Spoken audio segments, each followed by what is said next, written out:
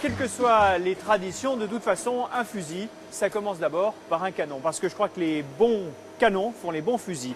Et le produit que vous recevez, monsieur Vernet-Caron, c'est celui-ci. Oui, on part d'un tube étiré à froid et non pas d'une barre qu'on perce, ce qui nous permet d'avoir une meilleure qualité d'acier, une meilleure résistance. Oui. Et c'est pour ça que nos canons sont réputés parmi les meilleurs du monde et qu'on en fabrique non seulement pour nos armes, mais on en fabrique aussi pour des armes d'autres fabricants qui nous demandent de leur fabriquer leurs canons. D'accord. Alors ce qu'il faut voir, c'est que ça pèse quand même relativement lourd. Ça fait une pièce qui fait.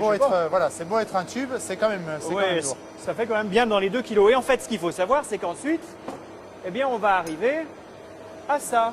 Et alors ça pèse de moitié moins lourd. Et on voit que c'est quand même, ça a été drôlement aminci. L'intérieur est le même. Oui, à part qu'on l'a martelé pour avoir exactement la dimension qu'on voulait, avec le profil qu'on voulait. Celui-là n'est pas, mais on peut avoir une rayure si on veut, si on le martèle sur un mandrin rayé. Et donc ensuite, après différentes étapes de tournage, sur des tours à commande numérique, on arrive à ce tube très fin, qui est encore plus fin d'ailleurs là qu'il n'est au bout. Et donc c'est pour ça qu'on doit avoir des tubes parfaitement concentriques pour éviter au moment du tournage de traverser et de se retrouver avec un tube percé. Voilà. Alors vous avez parlé d'une opération qui est le martelage. En fait, un tube martelé, ça donne ça.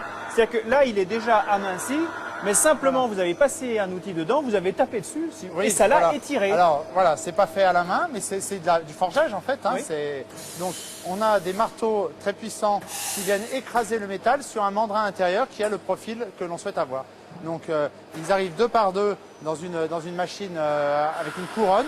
Donc quelque chose qui tourne et qui vient taper sur les marteaux. Les marteaux viennent écraser le métal sur le mandrin pour avoir donc sa forme finale. Donc le canon, en sortant de martelage, a son intérieur qui est fini. Alors vous avez vu qu'en fait, pour arriver à faire un canon de fusil, il y a énormément d'opérations. Vous avez eu le démarrage du produit brut. Ce qu'il faut savoir, c'est qu'une des dernières opérations est en fait une des plus complexes. Il s'agit du dressage de canon. Et j'ai rejoint monsieur Mercadier qui va nous expliquer comment ça fonctionne. Allez-y, je vous en prie. Réalisez les opérations, qu'on comprenne bien. Vous êtes dresseur de canon.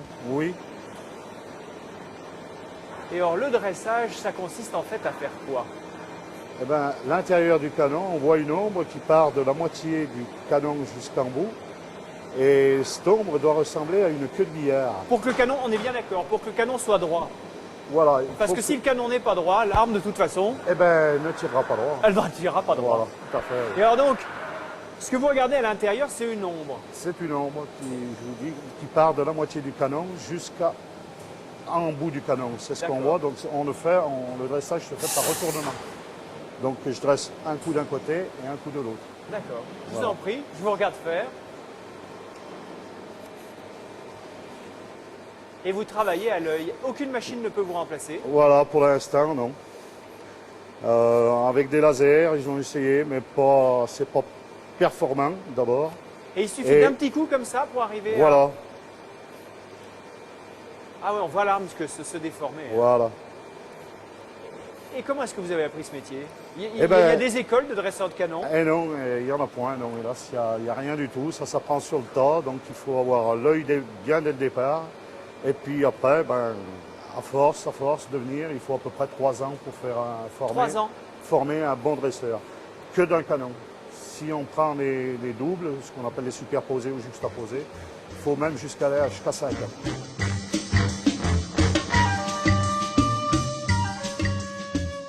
Ici, on est dans l'atelier montage, où on peut voir donc différents établis, où chaque personne monte l'arme, différentes parties de l'arme. Ce n'est pas du travail à la chaîne. On n'a pas quelqu'un qui fait une opération, puis derrière quelqu'un qui fait l'autre. Chaque personne peut monter l'arme entièrement, mais il y a différentes opérations qui sont faites, et puis toute personne ne travaille pas sur les mêmes armes en même temps.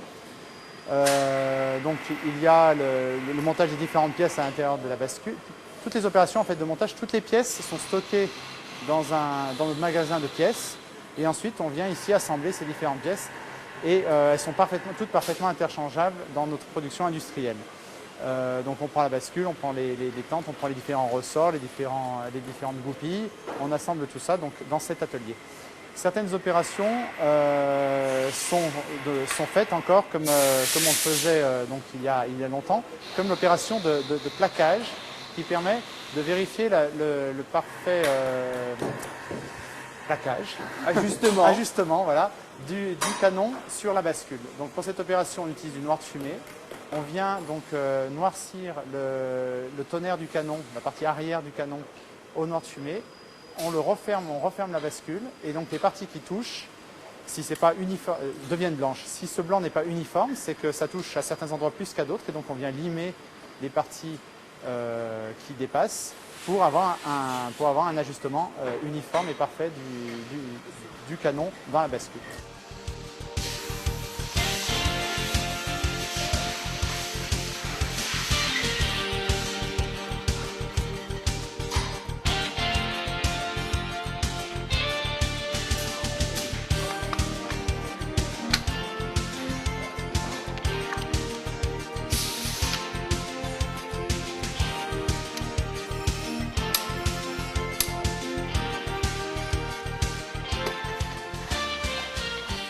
Le marché des armes est quand même un marché difficile aujourd'hui. Vous avez le marché des armes de commerce, des armes de chasse, c'est un marché difficile. Alors, comment est-ce que vous faites pour vous adapter? Quelles sont vos stratégies?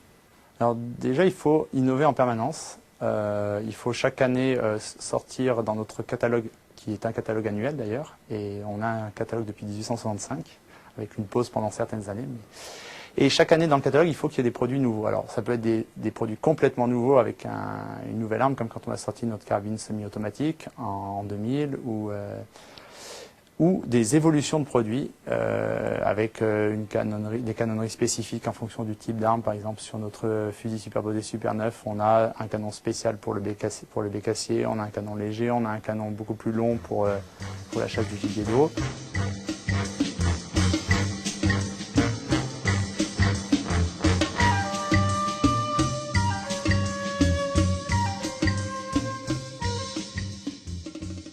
Pour arriver à avoir toute cette gamme de prix, on commence notre gamme avec des armes qu'on fait fabriquer dans des pays avec des coûts de production moindres. C'est les produits que maintenant nous vendons sous le nom Vercar, qui sont des produits qu'on a étudiés, qui correspondent à notre cahier des charges. On a vérifié la qualité du produit pour que ça corresponde à notre image de marque, le fonctionnement et tout ça, mais qui sont des produits qui restent à un coût raisonnable. Ensuite, on a cette gamme d'armes fabriquées qui sont issues de nos fabrications habituelles, mais sur lesquelles on fait le minimum de finition. On essaye de réduire au maximum le coût tout en étant fabriquées chez nous, qui sont la gamme des produits One. Et puis, on a les armes classiques Vernet-Caron, donc les fusils carabine double express Sagittaire, le Super 9, l'Impact Plus à verrou, l'Impact NT semi-auto, le fusil semi-automatique V12, et puis après, donc ils sont dans une gamme au-dessus. Et puis après, dans le très haut de gamme, depuis fin 2004, on a racheté l'entreprise Dema, qu'on appelle maintenant l'atelier Vernet-Caron, qui est notre haut de gamme des armes fabriquées à la main. Et là, les prix, par rapport à ce que vous avez dit, 3-4 000 euros, ça en est très loin. C'est le minimum, c'est le premier prix. C'est l'entrée de gamme, voilà. 3-4 000 euros.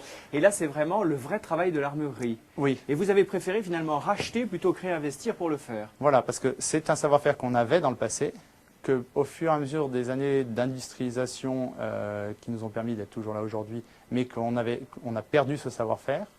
Et on a voulu le retrouver parce qu'il existe des clients dans le monde entier qui sont intéressés par des armes de ce type.